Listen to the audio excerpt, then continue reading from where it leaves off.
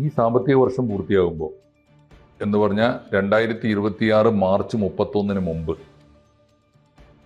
ഇന്ത്യയിലെ നക്സൽ എന്ന് പറയുന്നൊരു ശല്യം എന്നേക്കുമായി അവസാനിപ്പിച്ചിരിക്കുമെന്ന് നമ്മുടെ ആഭ്യന്തരമന്ത്രി അമിത്ഷാ രാജ്യത്തോട് പറഞ്ഞതാണ്. അമിത്ഷായുടെ പ്രസ്താവന ആയതുകൊണ്ട് തന്നെ ആളുകളത് വിശ്വാസത്തിലെടുത്തിട്ടുമുണ്ട്. അത് ഏതാണ്ട് ഒരുപാട് അനുഭവങ്ങളിലൂടെ അടുത്ത കാലത്ത് നമുക്കത് ബോധ്യം വരുന്നുണ്ട്. ഇപ്പോൾ ഏറ്റവും ഒടുവിലത്തെ അനുഭവമാണ് ഇന്നലെ മാധ്വി ഹിദ്മയെ കൊലപ്പെടുത്തിയിരിക്കുന്നു. അത് അത്ര എളുപ്പമുള്ളൊരു ഏർപ്പാടല്ല. അതുകൊണ്ട് പറഞ്ഞത് നടപ്പാക്കുന്ന, പ്രഖ്യാപനങ്ങൾ യാഥാർത്ഥ്യമാക്കുന്ന ഒരു ദിശയിലേക്കാണ് കേന്ദ്ര സർക്കാർ സഞ്ചരിക്കുന്നത് എന്ന് പറയേണ്ടി വരും.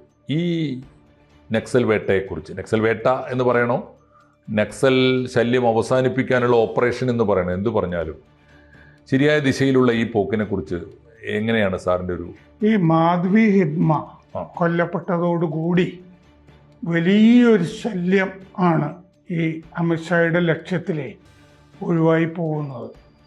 എന്താന്ന് വെച്ച് കഴിഞ്ഞാൽ, നമ്മൾ പലപ്പോഴും 75 CRPF ഭടന്മാർ കൊല്ലപ്പെട്ടു എന്നൊക്കെ പറഞ്ഞ് ആംബുഷ് വരില്ലേ, ഈ ഇവർ പോകുന്ന വാഹനം മൊത്തം ബോംബ് വെച്ച് തകർക്കുന്ന പരിപാടികൾ.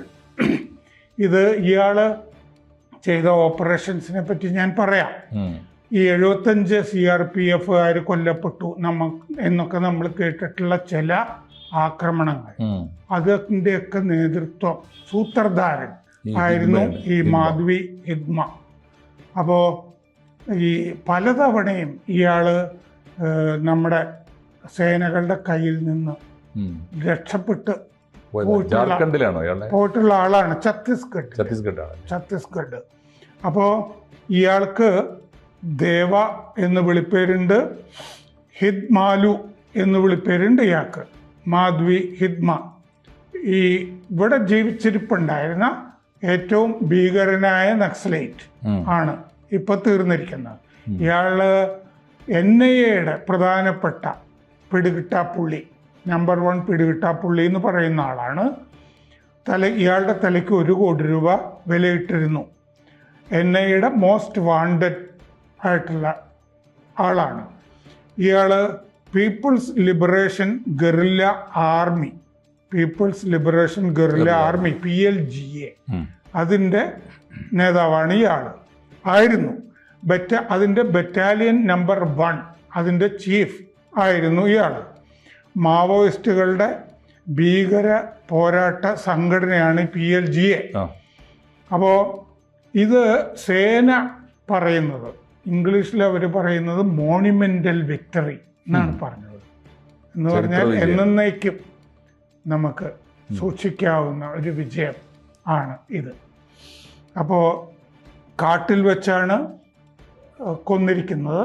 സാധാരണഗതിയിൽ നമ്മൾ ഈ റെഡ് കോറിഡോറൊക്കെ പറയുമല്ലോ നക്സലൈറ്റുകളുടെ. റെഡ് കോറിഡോർ എന്ന് പറഞ്ഞാൽ 18 ജില്ലകളാണ്, അതിൽ 7 സംസ്ഥാനങ്ങൾ, അതായത് മധ്യ ഇന്ത്യ, കിഴക്കൻ ഇന്ത്യ, ഇതൊക്കെ. ഈ റെഡ് കോറിഡോറിനെ പറ്റി നമ്മൾ സംസാരിക്കുമ്പോഴൊക്കെ നമ്മൾ ട്രൈ ജംഗ്ഷൻ എന്നുള്ളൊരു പ്രയോഗം കേൾക്കാറുണ്ട്. മുക്കൂട്ട് മുന്നണി എന്ന് പറയാം. 3 സംസ്ഥാനങ്ങളുടെ കൂടിച്ചേർന്ന ഒരു പോയിന്റിലായിരിക്കും ഇവർ സാധാരണഗതിയിൽ പലപ്പോഴും ഉണ്ടാവുക. നമ്മുടെ സൗത്ത് ഇന്ത്യയിലും അങ്ങനെ തന്നെയാണ്. ഏറ്റവും ഒടുവിൽ നക്സലൈറ്റ് ഉണ്ടാവുന്നത് ഇവിടുത്തെ മുക്കൂട്ട് മുന്നണിയിലാണെന്നൊക്കെ ഞാൻ വായിച്ചിട്ടുണ്ട്.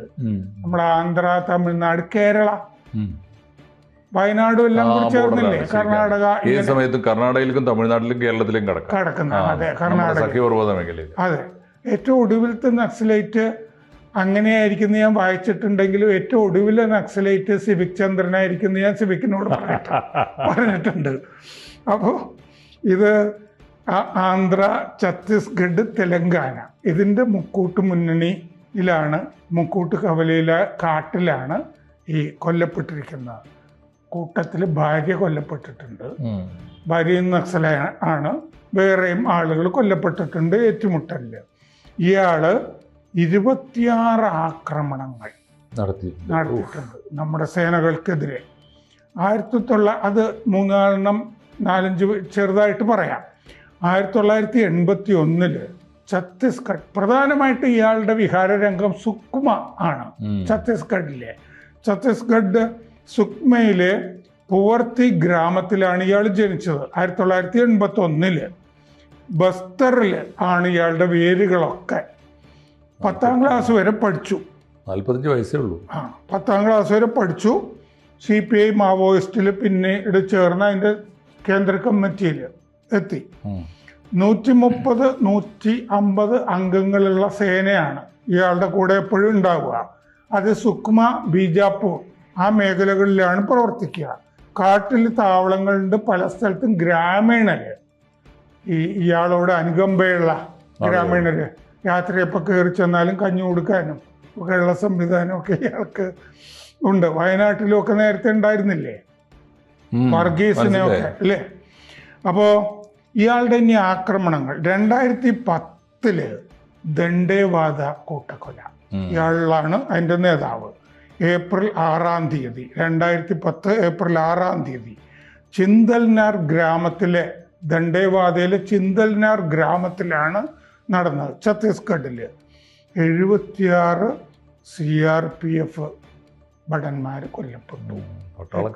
8 നക്സലൈറ്റുകളെ കൊല്ലപ്പെട്ടുള്ളൂ. നമ്മുടെ CRPFകാരാണ്. അപ്പോൾ ഇന്ത്യൻ ഭടന്മാർക്കെതിരായ ഏറ്റവും ക്രൂരമായ ആക്രമണമാണത്, കൂട്ടക്കൊലയാണല്ലോ. 85 CRPF പ്ലസ് പോലീസുകാർ അവിടെ ബസ്തറിൽ അന്ന് ഈ നക്സൽ വേട്ടയ്ക്ക് ഇറങ്ങിയതാണ്. 85 CRPF. ആ 85 CRPFൽ 76 പേര് കൊല്ലപ്പെട്ടു സേനയിൽ. 2013 ദർബവാലിയിൽ മുതിർന്ന കോൺഗ്രസ് നേതാക്കളെ കൊന്നു. 27 കോൺഗ്രസ് നേതാക്കളെയാണ് കൊന്നത്. അവർ പരിവർത്തൻ യാത്ര നടത്തുകയായിരുന്നു. P. ചിദംബരം ആഭ്യന്തരമന്ത്രിയായിരുന്ന കാലത്ത് VC ശുക്ലയില്ലേ, വിദ്യാധരൻ ശുക്ലയുടെ ഒക്കെ നേതൃത്വത്തിൽ പരിവർത്തൻ യാത്ര നടത്തുകയായിരുന്നു. അപ്പോൾ അതിൽ മുൻമന്ത്രി മഹേന്ദ്ര കർമ്മ, ഛത്തീസ്ഗഡ് കോൺഗ്രസ് പ്രസിഡന്റ് നന്ദകുമാർ പട്ടേൽ കൊല്ലപ്പെട്ടവരിൽ പെടും. പരിക്ക് പറ്റിയ വിദ്യാധരൻ ശുക്ല ജൂൺ 11-ാം തീയതി മരിച്ചുപോയി.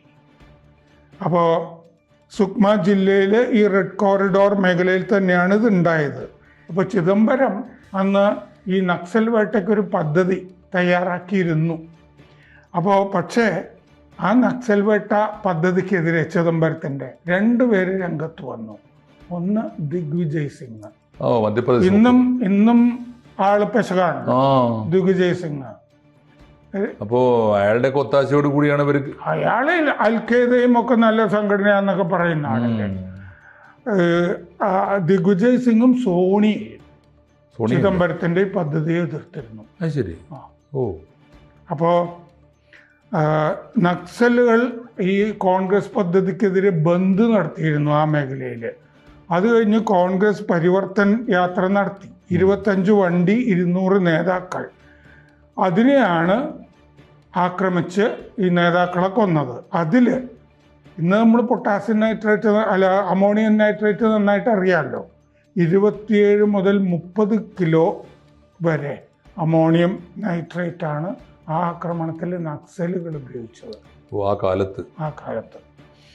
പിന്നെ 2017 സുക്മയിൽ തന്നെ ഇരട്ട ആക്രമണം അർദ്ധസൈനിക വിഭാഗങ്ങൾക്കെതിരെ, പാരാമിലിറ്ററിക്കെതിരെയാണ്.